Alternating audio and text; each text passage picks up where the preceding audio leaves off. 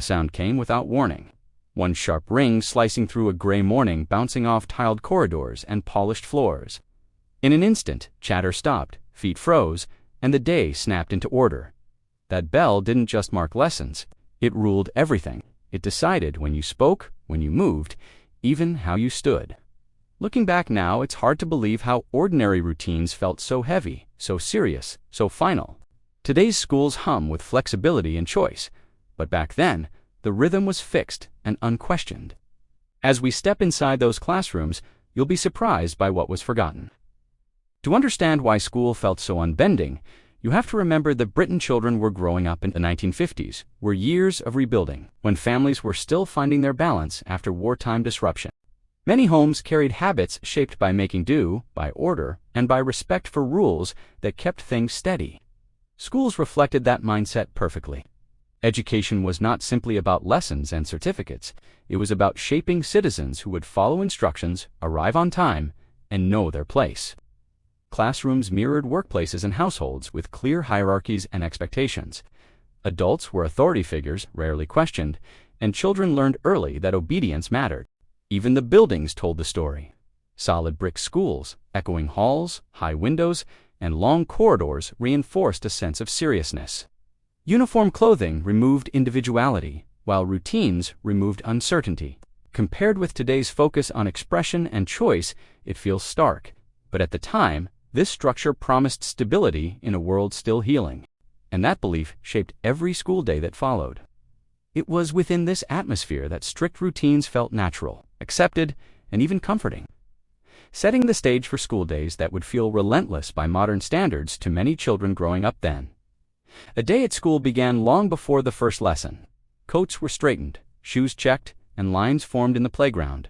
Whatever the weather, morning assembly set the tone, with rows of children standing still, voices rising together, then falling into silence. From that moment on, the day rarely loosened its grip. Inside the classroom, desks faced forward in perfect order. You sat where you were told and stayed there. When an adult entered, everyone stood without being asked, chairs scraping in unison. Lessons were quiet, deliberate affairs. Words were copied carefully from the board. Numbers worked out step by step, all under watchful eyes. Talking was for break times, not learning. Corridors demanded the same discipline. Walking meant walking, never running, always on the correct side, hands by your sides. Even small movements felt monitored. The clock ruled everything, slicing the day into neat portions, each bell signaling another shift of attention. Nothing dramatic had to happen for the pressure to build. It was the sameness, the repetition, the feeling that every minute was accounted for. Today's classrooms bend and adapt, but back then, routine itself was the challenge. By afternoon, concentration wavered, yet expectations never softened. Pens stayed moving, backs stayed straight, and glances at the clock were discouraged. The day felt long not because it was cruel, but because there was no escape from its rhythm at all.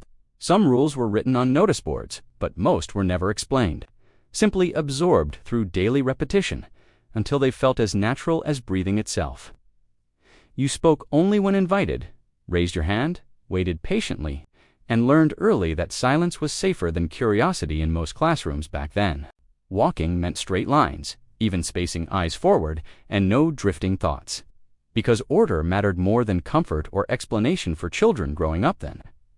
Clothing followed the same principle, identical from collar to hem, quietly teaching that fitting in mattered far more than standing out at school each day.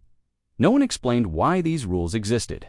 They were accepted as facts, like timetables, weather, or the sound of bells that shaped every single day.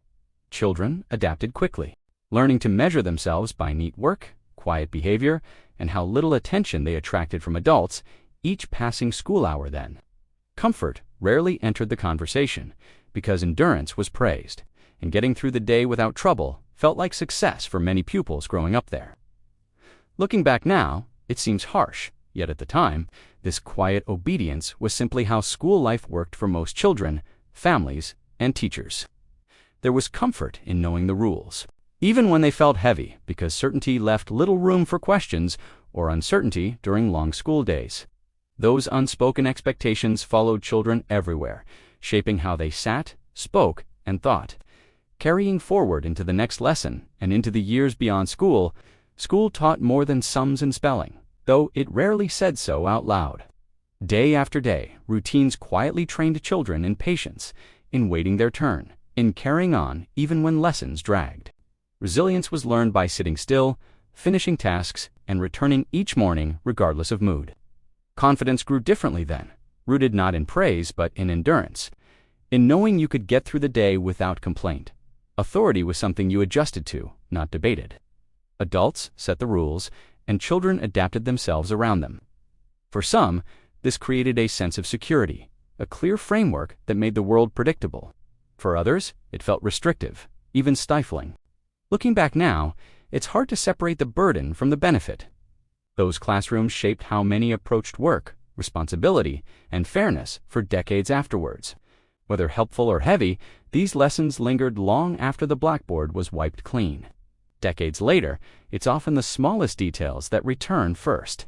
The scent of polished floors on a cold morning, the scrape of wooden chairs as everyone stood together, the hush that fell while you waited to be noticed. These moments linger because they were shared, repeated, and deeply felt. School routines carved themselves into memory through repetition until they became part of who we were. There is pride there, too. Pride in having endured, in having learned to cope, in knowing you managed what was expected of you. But there is also discomfort, an awareness that childhood carried pressures we rarely named at the time.